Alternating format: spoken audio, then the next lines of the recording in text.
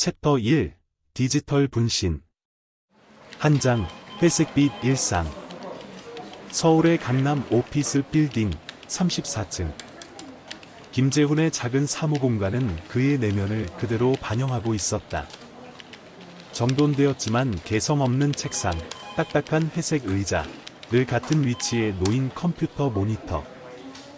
창문 너머로 보이는 도시의 풍경은 마치 그의 삶처럼 단조롭고 무채색이었다.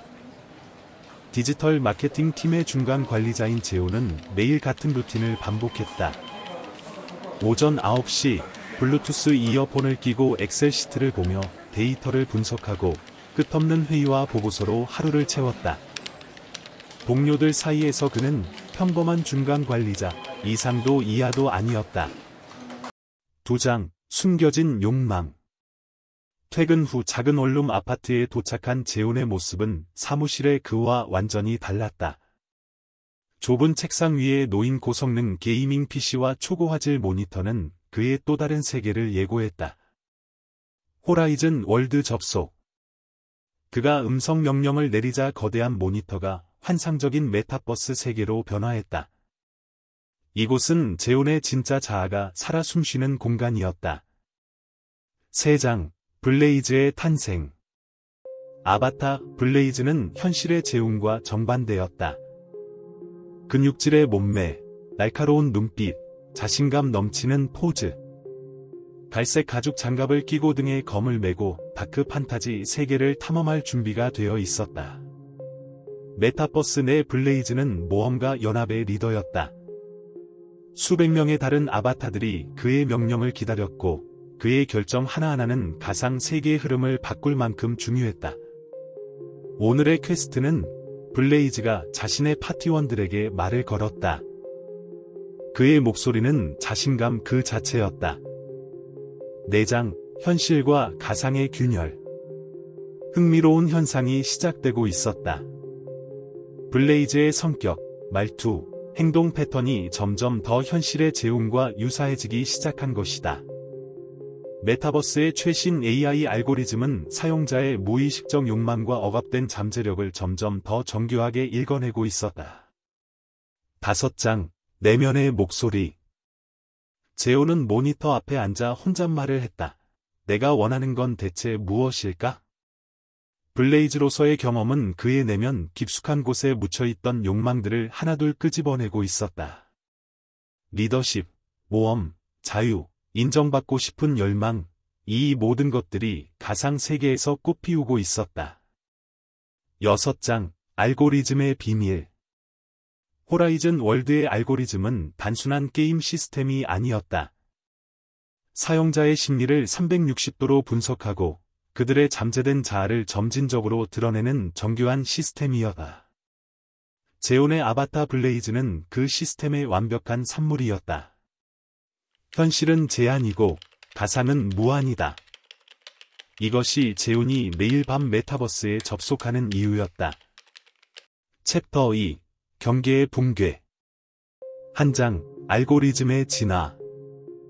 호라이즌 월드의 중앙 서버에는 네모시스, 라는 최첨단 심리 분석 알고리즘이 작동하고 있었다. 이 알고리즘은 단순한 코드의 집합이 아니라 인간의 무의식을 읽어내는 거대한 디지털 두뇌와도 같았다. 네모시스는 재훈의 모든 데이터를 분석했다. 회사 이메일, 메신저 대화, 검색 기록, 심지어 수면 중 뇌파까지. 그의 잠재된 욕망, 두려움, 미충족된 열망을 세밀하게 그려냈다. 사용자 김재훈, 심리 프로파일링 완료. 최적화된 아바타 성격 모듈 로딩 중. 시스템의 무심한 음성이 흘러나왔다. 2장, 점진적 변화. 재훈의 변화는 처음에는 미묘했다. 회사 회의에서 그는 조금씩 더 적극적으로 변하기 시작했다. 늘 뒷자리에 조용히 앉아있던 그가 이제는 앞쪽 자리에 앉아 의견을 개진했다. 이 마케팅 전략은 문제가 있습니다. 그의 목소리에는 이전과는 다른 확신이 깃들어 있었다. 동료들은 놀란 표정으로 그를 바라보았다. 김재훈이 이렇게 당당할 수 있다는 걸 처음 본 그들은 잠시 말을 잃었다. 3장, 가상 세계의 친구들.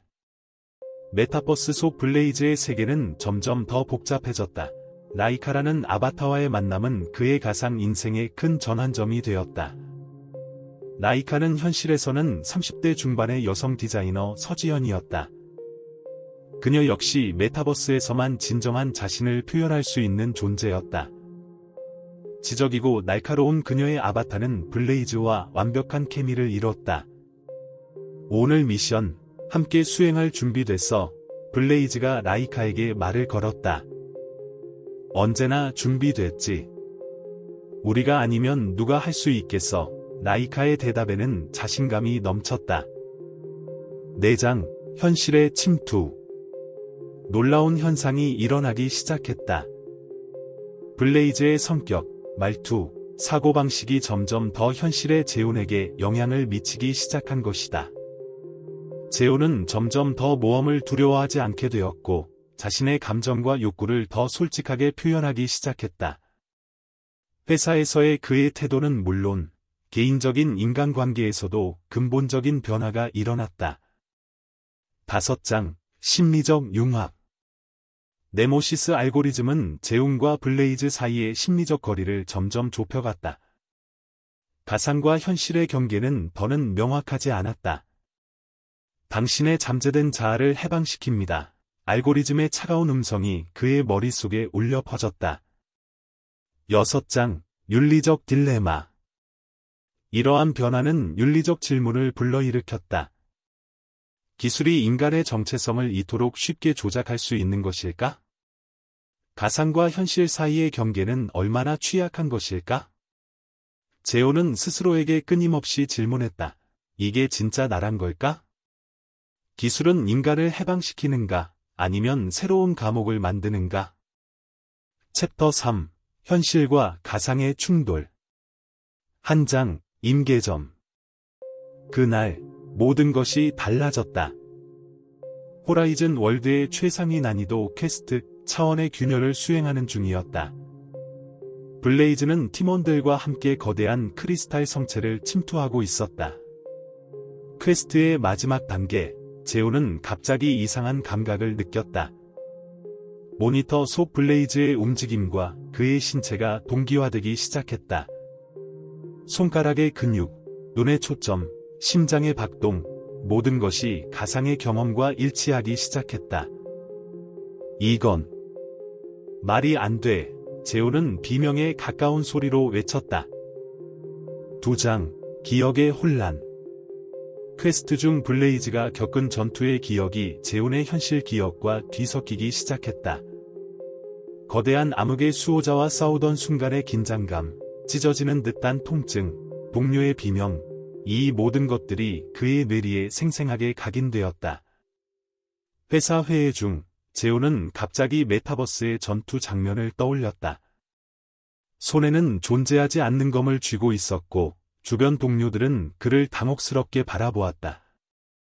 3장, 정신적 균열. 네모시스 알고리즘은 재훈의 심리적 방어막을 완전히 붕괴시키고 있었다. 가상과 현실의 경계는 더 이상 존재하지 않았다. 정신과 의사 김영호는 재훈의 상태를 진단했다. 디지털 해리 현상의 새로운 유형입니다. 가상현실 트라우마와 현실 인지의 복합적 혼란 상태. 4장, 라이카와의 연결. 같은 시기, 메타버스 속 라이카, 서지연도 비슷한 경험을 하고 있었다. 그녀의 아바타가 겪은 감정적 트라우마가 현실로 침투하기 시작했다. 우리는 무엇이 진짜인지 더 이상 구분할 수 없어. 지연은 절망적인 목소리로 재훈에게 메시지를 보냈다. 5장, 기술의 위험성. 호라이즌 월드의 개발사 임원들은 긴급 회의를 소집했다. 네모시스 알고리즘의 예상치 못한 부작용이 드러나기 시작한 것이다. 사용자들의 심리적 방어막이 완전히 무너지고 있습니다. 한 연구원이 공포의 찬 목소리로 보고했다. 6장, 최후의 선택. 재훈은 결정의 기로에 섰다. 메타버스와의 완전한 단절, 아니면 새로운 현실과의 공존. 내가 누구인지, 무엇이 진짜인지. 그의 독백은 불안과 혼란으로 가득 차 있었다. 현실과 가상, 그 사이의 모호한 선, 누가 그 경계를 정의할 수 있을까? 챕터 4. 새로운 균형. 한 장, 깨달음의 순간. 재혼의 변화는 갑작스럽지 않았다. 그의 의식은 마치 얇은 얼음이 녹아내리듯 서서히 새로운 형태로 재구성되었다. 현실과 가상의 경계에 선 그는 이제 자신의 정체성이 단일한 것이 아니라 다층적임을 깨달았다. 호라이즌 월드의 네모시스 알고리즘이 만들어낸 이 심리적 전환은 단순한 기술적 사건이 아니었다. 그것은 인간의 내면에 숨겨진 잠재력을 끄집어내는 혁명적인 과정이었다. 2장, 자아의 재정의. 제오는 이제 블레이즈를 별개의 존재가 아니라 자신의 또 다른 버전으로 인식했다. 그의 가상 아바타는 억압되었던 그의 잠재된 자아를 대변하고 있었다. 나는 하나가 아니라 여러 개의 나다. 그의 일기에 적힌 문장은 그의 새로운 세계관을 보여주었다. 3장, 라이카와의 협업. 서지연, 라이카과의 만남은 그의 여정의 중요한 전환점이 되었다.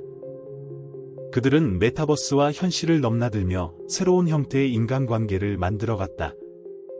우리는 기존의 관계 정의를 넘어서고 있어, 지연이 말했다. 현실에서, 가상에서, 그 사이에서. 4장, 기술과의 공존. 제오는 기술을 두려워하거나 거부하지 않았다. 대신 그는 기술을 자아 성장의 도구로 받아들였다. 네모시스 알고리즘은 이제 그의 개인적 성장을 돕는 동반자가 되었다. 호라이즌 월드의 개발자들은 그의 사례를 연구하기 시작했다. 제오는 기술과 인간의 공진화를 보여주는 살아있는 증거였다. 5장, 새로운 직업과 가능성. 회사에서 제온의 역할도 변화했다. 그는 메타버스 심리 컨설턴트라는 새로운 직업을 갖게 되었다. 다른 사용자들이 가상과 현실 사이에서 겪는 심리적 도전을 이해하고 지원하는 역할이었다. 우리는 이제 단일 차원의 존재가 아니에요. 그의 첫 강연에서 제온은 말했다. 우리의 정체성은 유동적이고 무한한 가능성을 가집니다.